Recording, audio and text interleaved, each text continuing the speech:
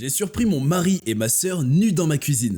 Je ne peux pas bouger. Si je bouge, tout ça deviendra réel et je devrais accepter ce que j'ai vu et penser à ce qui va se passer ensuite. Je suis rentré tôt du travail et j'ai vu la voiture de ma sœur. J'ai pensé qu'elle était peut-être venue déposer de la nourriture qu'elle avait récupérée au travail. Mais non, je suis entré et j'ai vu mon mari et ma sœur dans ma cuisine nus. La cuisine que j'ai payée de ma poche. Dès que j'ai compris ce qui se trouvait sous mes yeux, j'ai pris ma voiture et je suis parti. J'ai roulé, jusqu'à ce que je trouve l'hôtel où je me trouve actuellement. Je ne veux pas croire à ce que j'ai vu. Je ne sais même pas quoi faire. Ma sœur, ma seule famille, ma meilleure amie, celle qui est censée être là pour moi et me soutenir. Mon mari, mon autre moitié, celui qui est censé m'aimer et me respecter. Les deux personnes les plus importantes de ma vie m'ont trahi. Je les ai bloqués. Je ne veux pas entendre les excuses à la con qu'ils vont essayer de me donner. Je ne veux pas faire face à cette situation. Je veux revenir à ce matin, lorsque tout allait bien. Lorsque je suis arrivé à l'hôtel, j'ai pleuré pendant quelques heures. Puis j'ai eu envie de parler à quelqu'un, n'importe qui. Les deux personnes à qui je parle d'habitude, quand il se passe quelque chose dans ma vie, étaient cette fois-ci les deux personnes qui m'avaient blessé et il était 11h du soir. Donc je ne voulais pas ruiner la soirée de mes amis et leur faire porter mon fardeau. Après avoir posté mon histoire sur internet et encore pleuré, je savais que je devais me relever. Je n'avais ni ma sœur ni aucun autre membre de ma famille à mes côtés pour m'aider. J'allais donc devoir faire face à tout ça par moi-même. J'ai commencé à faire des recherches sur les prochaines étapes requises. Dans la matinée, mon ami m'a appelé pour me dire que ma sœur l'avait contacté et qu'elle se demandait si je l'avais contacté. Je lui ai raconté ce qui s'était passé et elle m'a très gentiment proposé sa chambre d'amis et de prendre des jours de congé pour m'aider à régler mes problèmes. J'ai dit à mon travail que j'étais malade et mon ami m'a aidé à faire le nécessaire. J'ai pris contact avec une amie qui travaille dans une banque et elle m'a aidé à mettre de l'ordre dans mes finances. Mon ami m'a également trouvé un avocat. Après mon appel avec l'avocat, j'étais exténué. Je comprends maintenant pourquoi tant de femmes ne divorcent pas de leur mari infidèle. La procédure est tellement longue, chère et épuisante sur le plan émotionnel. Heureusement, j'ai un salaire suffisant et je peux subvenir à mes propres besoins. Et surtout, nous n'avons pas d'enfants. Je dois garder en tête que ça ne se fera pas en un jour. Ça va prendre du temps. Notre maison, malheureusement, a été achetée par ses parents. Et pour être honnête, après ce que j'y ai vu, je n'en veux pas. J'essaierai de me faire rembourser ma cuisine bien aimée, mais sinon, elle peut brûler. Et je m'en fous. C'était très épuisant. Mais je savais que je devais leur parler. Je savais déjà qu'il n'y aurait pas de retour en arrière avec mon mari. Et quand j'ai vérifié ces messages, c'était exactement ce que je pensais. Qu'il me dirait « Je suis désolé. Ce n'est pas ce que tu crois. Nous n'avons jamais voulu que ça se passe comme ça. S'il te plaît, reviens. Je t'aime. Bla bla bla. Ne te moque pas de moi. » Une petite partie de moi pensait que je pourrais trouver la force de pardonner à ma sœur, puisque nous sommes chacune la seule famille de l'autre. Mais après avoir lu ces messages, j'ai perdu espoir. Elle a utilisé les mêmes excuses que notre père utilisait lorsqu'il trompait notre mère et nous battait. Elle a dit les mêmes choses que notre mère nous disait lorsqu'elle essayait de trouver des excuses à notre père ou lorsqu'elle nous battait. Je lui ai parlé ce matin et je lui ai demandé de me dire directement qui, comment, où, quand et pourquoi. Elle m'a dit qu'en juillet, lorsque je suis parti en voyage avec mes amis, elle est venue chez moi et elle a dit en plaisantant à mon mari que j'allais le tromper pendant notre voyage, parce que c'est toujours ce qui se passe. Il a dit que non, je ne ferais pas ça et ils ont continué de plaisanter. Mais ensuite, elle a dit qu'ils pouvaient me tromper pour être à égalité et ils ont fini par coucher ensemble. Ils ont couché ensemble une fois, puis deux, puis trois, puis à chaque fois qu'ils en avaient l'opportunité. Je n'avais jamais eu l'air de savoir ce qui se passait. Je lui ai dit que c'était fini entre nous et qu'elle ne pourrait rien faire pour réparer notre relation. Un peu après ça, j'ai reçu un appel d'un numéro inconnu. C'était ma mère, à qui je n'avais pas parlé depuis 7 ans. Il s'avère que ma sœur était restée en contact avec elle depuis tout ce temps et qu'elle lui a raconté ce qui s'était passé. Mon enfant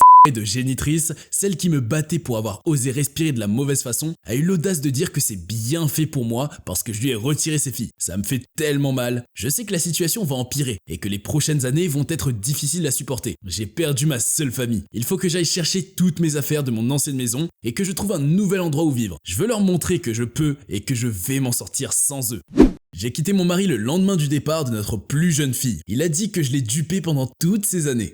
Mon mari m'a trompé, j'ai 49 ans, il en a 51. Il y a 10 ans, j'ai reçu un appel de l'école me disant que notre plus jeune fille, alors âgée de 9 ans, était malade et qu'elle devait rentrer à la maison. Lorsque nous sommes arrivés chez moi, je les ai entendus dans notre chambre. J'ai alors paniqué et je me suis mise à faire beaucoup de bruit pour leur faire savoir qu'ils n'étaient pas seuls et que ma fille était là. Je pleure rien qu'en écrivant ça et je pleure à chaque fois que j'y repense à ce jour. L'année qui a suivi cet événement a été la plus difficile pour moi. Je me sentais tellement insignifiante, je me sentais laide et indésirable. Nous avons commencé une thérapie et mon mari a promis de tout faire pour que ça marche entre nous. Nous avons déménagé et acheté de nouveaux meubles et j'ai pris l'habitude de changer les draps tous les soirs avant de me coucher. Toute cette précaution n'était pas très efficace et un matin je me suis réveillé et j'ai réalisé que je n'étais plus amoureuse de mon mari. Après cette prise de conscience, tout m'a semblé plus facile. Le considérer comme un colocataire et comme un pilier important dans l'éducation des enfants ou comme un bon ami. Nous aimons nos enfants et nous voulons leur offrir ce qu'il y a de mieux. Pendant les 10 années qui ont suivi, nous ne nous sommes pratiquement jamais disputés. Nous nous avons élevé 3 belles jeunes personnes, heureuses et prospères. Lorsque j'ai réalisé que je ne l'aimais plus, j'ai également cessé de me préoccuper de savoir s'il allait recommencer. Au début, c'était quelque chose qui me terrifiait, mais après, je m'en fichais tant que je dormais dans ses draps propres tous les soirs. Aux alentours de Noël, notre fille cadette, qui a maintenant 19 ans, a signé son premier bail pour son propre appartement. C'est à ce moment-là que j'ai su que j'étais libre. J'ai alors mis en œuvre mon projet de longue date de déménager et de divorcer. Je me suis trouvé un appartement et je me suis dit que mon mari pourrait vivre dans notre appartement jusqu'à ce que tout soit réglé. Lorsque je lui ai dit que je voulais le divorce et que je lui ai tendu les papiers, il était choqué. Et lorsque j'ai déménagé le lendemain du départ de ma fille, 2 avril, il était encore plus choqué et désemparé. Il me dit maintenant que je l'ai dupé pendant toutes ces années en faisant comme si j'allais bien alors que ce n'était absolument pas le cas. Alors que lui, il regrettait chaque jour la façon dont il m'avait blessé. Selon lui, je suis froide, calculatrice et vindicative. Je ne suis pas d'accord avec lui sur aucun de ces points. Je ne vois pas les choses de cette façon, pas du tout. Pour moi, je faisais de mon mieux avec ce qui m'était donné pour donner à nos enfants et toute notre famille une vie heureuse. Je pense que j'y suis parvenu. Lui aussi, de son côté, faisait de même. Qu'est-ce qu'on pourrait me demander de plus? Je ne sais pas pendant combien de temps ils ont couché ensemble. Je ne sais pas qui était cette femme. Je n'ai jamais voulu savoir. Je ne l'ai vue qu'une fois et c'est la seule chose que je ne voulais pas aborder pendant notre thérapie. Je ne sais pas s'il a continué à coucher avec elle ou avec d'autres personnes après ça. J'ai juste imaginé que c'était le cas parce que c'est plus facile pour moi de m'attendre au pire de sa part. Je ne lui ai plus jamais dit je t'aime. Ce sont des mots que nous avions l'habitude de nous dire souvent auparavant. Il continue de me le dire et il m'a toujours dit qu'il attendrait que je lui réponde. Je n'avais pas besoin de partir plus tôt pour trouver mon bonheur. J'étais heureuse et chanceuse d'avoir mes enfants et ma maison. Je n'avais pas besoin de plus. Et maintenant, je ne vois aucune raison de rester. Je n'ai pas fait tout ça pour me venger de lui. Mes enfants savent que je suis parti. Ils sont tristes, mais ils comprennent mon point de vue. Je ne l'aimais plus. Ils ne connaissent pas les détails et je ne veux pas qu'ils sachent. Ils n'ont pas besoin de savoir. Et non, je ne change plus mes draps tous les soirs. Je n'en ai plus besoin.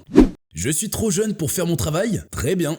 À la fin des années 90, lorsque j'étais étudiant, j'ai travaillé dans le centre de communication de mon université. En réalité, il s'agissait d'un centre d'appel où les étudiants travaillaient. Ils demandaient des dons aux anciens élèves qui donnaient peu d'argent. L'université avait des professionnels pour s'occuper des grands donateurs. Par chance, je ne travaillais pas au centre d'appel. Ça avait l'air horrible. J'étais en 2e année et voici le titre officiel de mon emploi. Saisie de données. Nous avions également 2 coachs qui étaient des étudiants de dernière année, qui surveillaient ceux chargés des appels et qui leur donnaient des conseils sur la manière de demander de l'argent aux anciens élèves. En général, les dons se situaient entre 100 et 250 $. Lorsqu'ils passaient un appel, ils notaient le résultat de l'appel sur une feuille de papier. Je collectais alors ces feuilles, puis je me rendais sur l'unique ordinateur du centre d'appel et j'enregistrais ces données. La plupart du temps, j'enregistrais une absence de réponse, le fait qu'un message avait été laissé sur le répondeur. Parfois, nous recevions un don. J'entrais alors le résultat de l'appel dans l'ordinateur et le service des anciens élèves envoyait une enveloppe de dons à l'ancien élève qu'il avait promis afin qu'il puisse nous renvoyer un chèque par la poste. Aujourd'hui, environ 10% des dons sont effectués par carte de crédit. À la fin de la soirée, après le départ des élèves chargés d'appeler, je passais environ 30 minutes à traiter les cartes de crédit à l'aide de la machine. J'ai fait cette tâche sans problème pendant 2 mois, de septembre à octobre. C'est alors qu'entre en scène Karen, la nouvelle manager du centre d'appel. Elle a remarqué les 30 minutes supplémentaires notées sur ma feuille de présence chaque jour et elle m'en parle à la fin du mois d'octobre. Je lui réponds que je m'occupe des cartes de crédit après le départ de tout le monde. C'est ainsi que m'a formé la personne chargée de la saisie des données avant moi. Cette méthode contrarie Karen, qui me dit que je suis bien trop jeune pour traiter des informations relatives à des cartes de crédit. Elle m'explique clairement que je dois m'en tenir à mon travail et qu'il consiste uniquement à saisir les données. Point final. Fin de l'histoire. Saisie de données et rien d'autre. Ne doit pas toucher à l'argent. L'argent ne doit être manipulé que par les adultes. Pour être tout à fait clair, il s'agissait de numéros de carte de crédit écrits à la main sur une feuille de papier. Ne touchez pas d'argent liquide. D'accord, Karen. J'ai alors arrêté de m'occuper des dons par carte de crédit. Je les empilais à la fin de la nuit, juste à côté de la machine. Et chaque nuit qui passait, la pile grandissait et grandissait. Le mois de novembre s'achève et cette pile compte désormais presque 250 pages. Mon rôle n'était pas de poser des questions comme qui s'occupe des feuilles de carte de crédit, puisque la fin du mois est arrivée et qu'aucun des dons par carte de crédit n'avait été traité. Karen n'avait pas pu atteindre ses objectifs pour la collecte de dons. Elle commence à reprocher aux coachs et à ceux qui passent les appels de ne pas travailler assez. Karen commence à passer plus de temps dans le centre d'appel, à surveiller tout le monde comme un rapace. De mon côté, je m'en tiens à ce qu'on m'a dit de faire. Un jour, elle pouvait nous offrir un prix, comme une casquette d'étudiant. Le lendemain, elle nous faisait un long discours et nous disait que tout le monde était paresseux. Au cours du mois de décembre, j'ai continué à grandir la pile de numéros de carte de crédit. Il doit y en avoir 500 pages. Comparé aux énormes piles de feuilles correspondant aux appels sans réponse et de messages en attente, elle n'est pas très visible. Au bout d'un moment, quelqu'un du département des anciens élèves a remarqué que les dons reçus avaient diminué d'environ 25% en novembre et décembre. C'est à mon retour des vacances de Noël que je rencontre Cool Chad, le nouveau manager du centre d'appel. Il me demande si mon travail consiste à traiter les dons par carte de crédit. Je lui réponds que Karen m'a dit de ne pas le faire, mais que j'ai été formé pour ça. Il me répond que c'est cool, qu'il faudrait que je m'en occupe, s'il te plaît. Cool Chad demande s'il y a des dons de cartes de crédit non traités. Oh oui, il y en a. Cool Chad me demande alors si je peux m'en occuper dans les 2 semaines qui arrivent. Bien sûr, pas de problème. J'ai passé 2 samedis à m'occuper des dons par carte de crédit. Cool Chad a eu à son actif le meilleur mois de janvier de toute l'histoire du centre d'appel. Pourquoi Cool Chad est-il appelé Cool Chad? Parce qu'en février, Cool Chad m'a augmenté de 8 à 10 $ de l'heure. Merci Cool Chad.